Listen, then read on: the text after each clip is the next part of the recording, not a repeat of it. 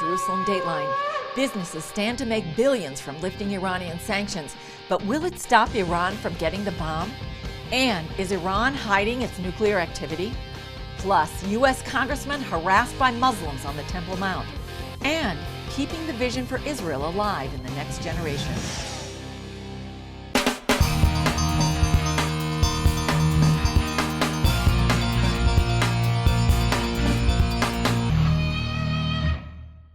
Hello, and welcome to this edition of Jerusalem Dateline. I'm Julie Stahl, filling in for Chris Mitchell, who's on assignment. While most world leaders are fretting over bombs and stockpiles in the Iranian nuclear deal, some Europeans are focusing on lining their pockets. As CBN Middle East Bureau Chief Chris Mitchell reports, lifting Iranian sanctions could mean billions. One sign resulting from the controversial nuclear deal with Iran could read, "Open for business." That's why the German economics minister and French foreign minister ran to the front of the line to visit Tehran. Economic factors will be dominant, while the other aspects of the deal, which is Iran compliance, will be pushed aside, I'm afraid. Reports say European businesses are ready to compete for their share of the 77 million strong Iranian market. Sanctions relief in the deal would pour between $50 to $150 billion into the Iranian economy, enabling Iran to become better at what it already does well, export terrorism. It's a huge amount of money that will help them to recover their economy, to keep the regime in power, and to use that money in order to finance all of those terrorist organizations in the region. There will be enough money for Iran to export the revolution to Syria, to help Hezbollah, to send missiles and the know-how how to build missiles, rockets to Hamas. President Obama even admitted that the terrorists would benefit from sanctions relief, but said it was worth the trade-off for Iran not to get a nuclear bomb. Let's stipulate that some of that money will flow to activities that we object to. Iran supports terrorist organizations, Obama said, and even groups that have killed American troops. The truth is that Iran has always found a way to fund these efforts, and whatever benefit Iran may claim from sanctions relief pales in comparison to the danger it could pose with a nuclear weapon. Within 8 years, people like Qasem Soleimani, commander of the Quds Force that supports terror proxies throughout the Middle East, will be off some lists. Israeli Interior Minister Silvan Shalom told CBN News it doesn't make sense. It looks an absurd that a terrorist like Soleimani, that is running all of the terrorist operations here in our region, will be out of that list and will be a free man. And the Israelis are brought to the International Court in The Hague. In fact, Western intelligence agencies said he already broke travel sanctions when he visited Moscow and met with Russian leaders last month. Retired Lieutenant Colonel Michael Segal says dangerous people will be taken off the sanctions list. There is a guy, most of people probably didn't hear about him.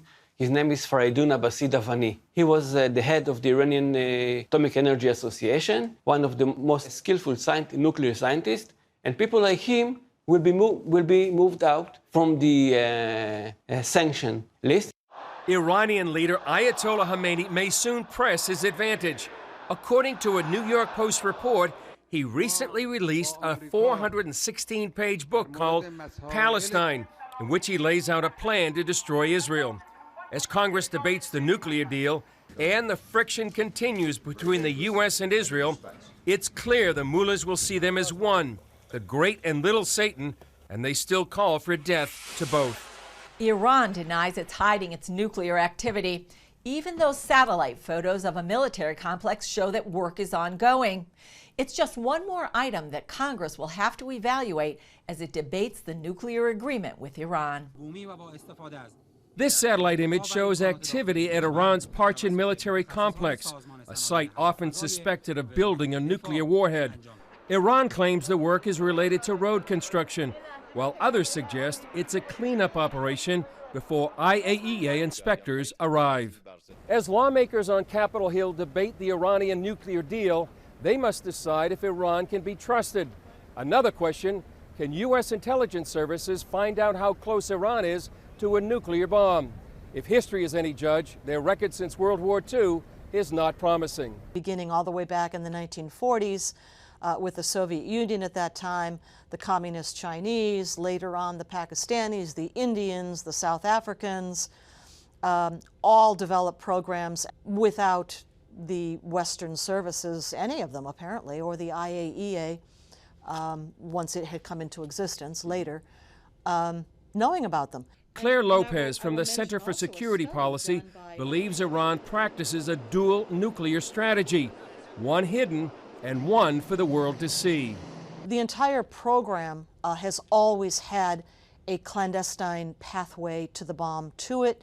I don't think we have anywhere near 10 years or 15 years, but the real program moved underground and remains to this day, in large part, I think, a covert or a clandestine nuclear weapons program. And the proof of that is that every so often another site will be revealed. Lopez agrees with Israel that the current nuclear deal fails to address Iran's secrets. I think that Prime Minister Netanyahu is exactly right to say that this deal, if it goes through, legitimizes the overt pathway to a bomb for Iran, but it doesn't even address the covert pathway to a bomb, which continues unaffected by sanctions or anything else. Given past failures of Western intelligence to uncover hidden nuclear programs around the world, U.S. lawmakers will have to determine they won't be fooled again. Chris Mitchell, CBN News, Washington. U.S. congressmen say Muslims harassed them on a recent visit to the Temple Mount in Jerusalem. The incident was captured on a cell phone camera. This video shows someone telling their guide he could not use the term Temple Mount, only the Muslim reference to the Dome of the Rock. There have been serious disturbances on the Temple Mount on and off since last fall. Israeli security has been stepped up following 2 recent arson attacks allegedly carried out by Jewish extremists. Authorities are on guard against further acts and the possibility of violence carried out in the form of Palestinian revenge. As John Waughey explains, this has also forced the country to examine its own society. When an apparent Jewish extremist hurled a firebomb into an Arab home, killing a toddler and his father, it led to outrage from Israeli leaders and citizens.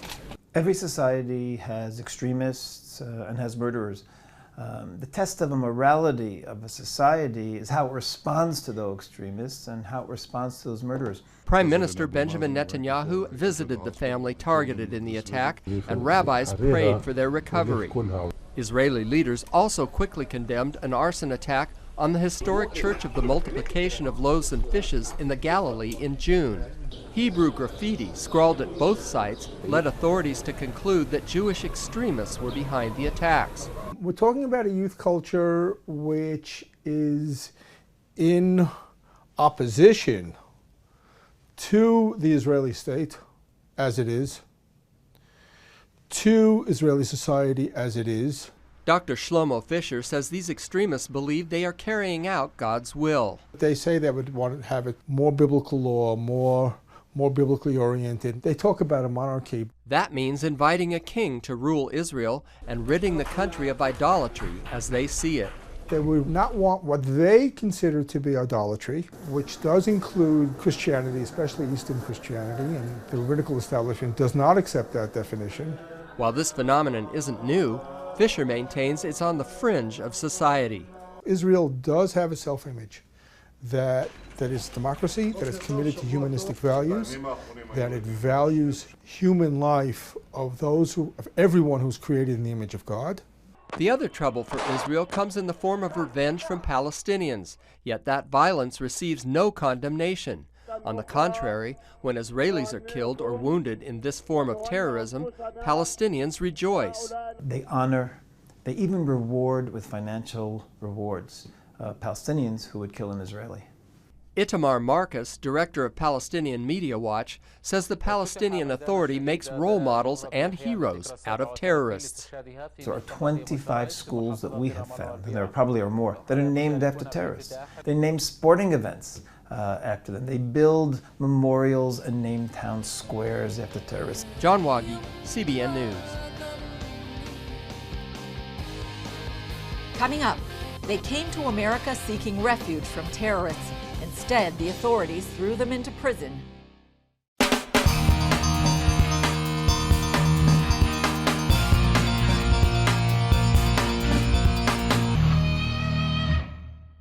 Welcome back to Jerusalem Dateline. Iraqi Christians are fleeing religious persecution from radical Islamists. Many are coming to the United States, but instead of being welcomed as religious refugees, one group was arrested and thrown in prison in San Diego. Gary Lane brings us their story. Last year, 300,000 immigrants from Muslim countries were welcomed into the United States. Most came seeking a better life. But what about Christians escaping ISIS? Our border's open to everyone except Christians. Mark Arabo is spokesman for the Minority Humanity Foundation.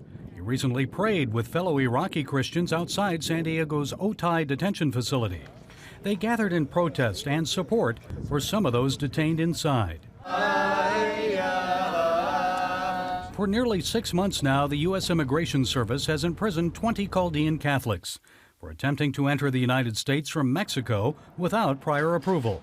Rarely does the government comment about pending detainee cases. However, Arabo says the INS did tell the families that it lacked sufficient resources to go through individual case files to provide them with an explanation. Arabo suggests the families deserve better. And so we're going to protest, we're going to pray for the administration and the officials to open up their hearts and minds to the victims of genocide. We're not going to stop, and we're going to hold them accountable. Iraqi Christian Amr Moshi served as an interpreter for the United States Army during the Iraq War. Militant Muslims threatened his life because he worked for the Americans. Now he's living in San Diego and prays that his 26-year-old cousin Ziad Mati will soon be able to join him. Ziad was taken into INS custody last January. His case is finally scheduled to be heard later this week. Amr wonders why his cousin is still detained.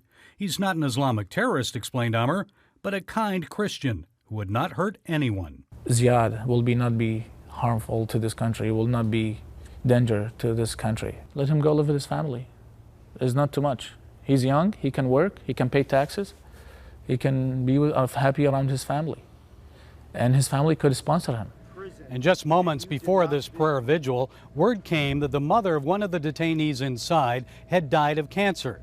The detainee had requested release for a day or two to go see her mother in the hospital before she died. That request was denied. These Chaldean Christians say that's just another example of a broken immigration system. And Amr says many of them now believe America's early troop withdrawal from Iraq is to blame for the rise of ISIS. The militant Islamic group forces Christians to convert to Islam, leave, or die. They did not finish the mission. And we can't get papers to stay in America. Where we should go now? When did the symbol of America become a gated fence as opposed to the Statue of Liberty? Give me your poor, your huddled masses yearning to be free. These are those Christians. Gary Lane, CBN News, San Diego.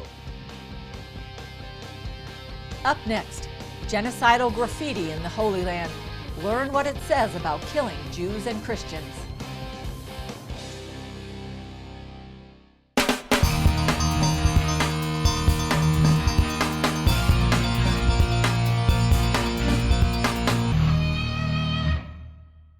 Welcome back to Jerusalem Dateline.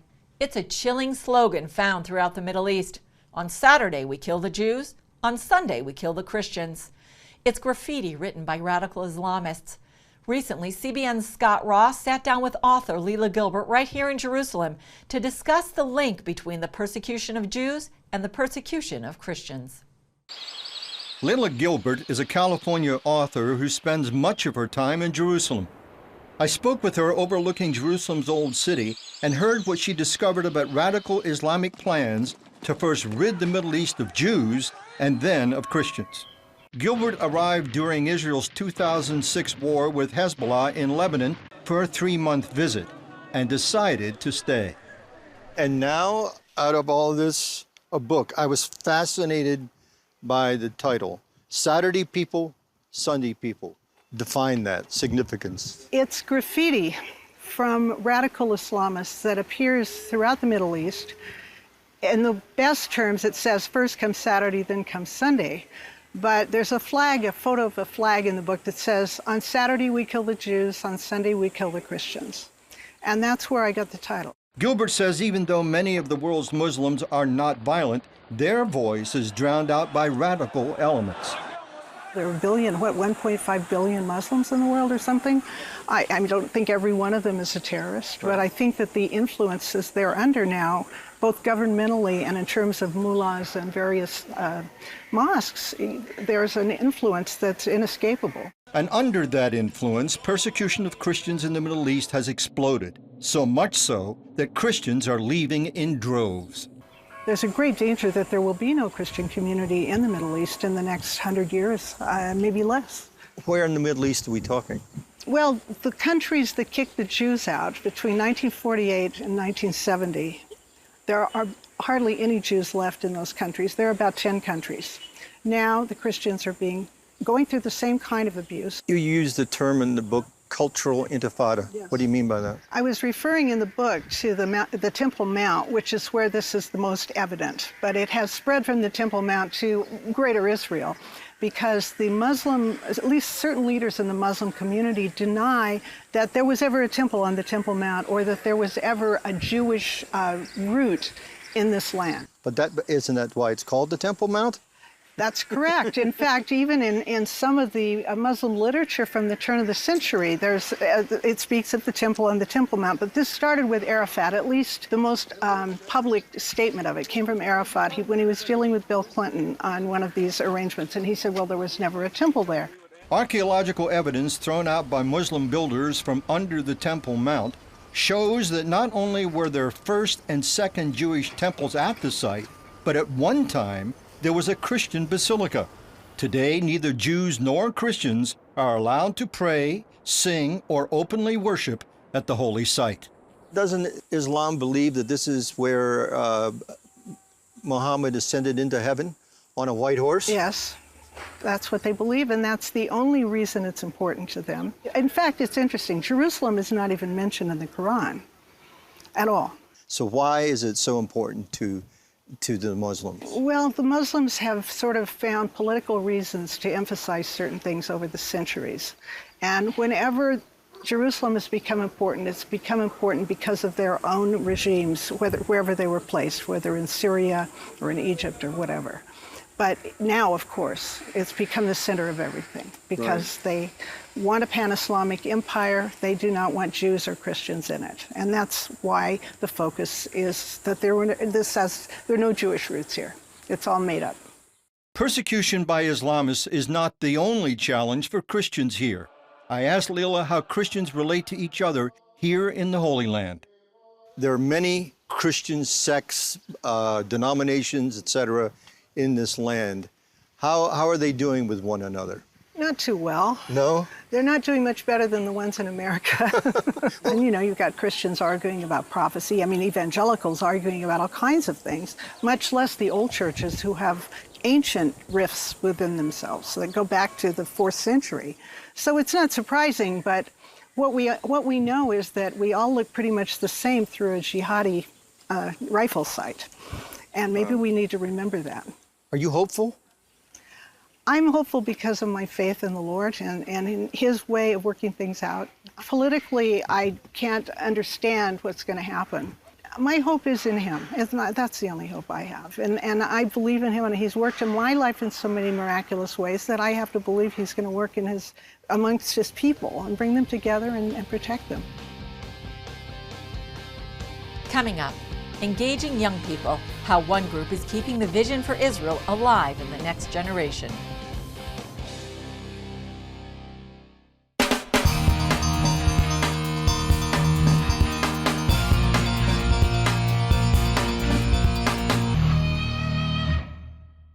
Welcome back. For decades, Christians have supported Israel and Jewish people returning to the land. But will the next generation have the same vision? Here's a look at one group who's fighting to keep it alive.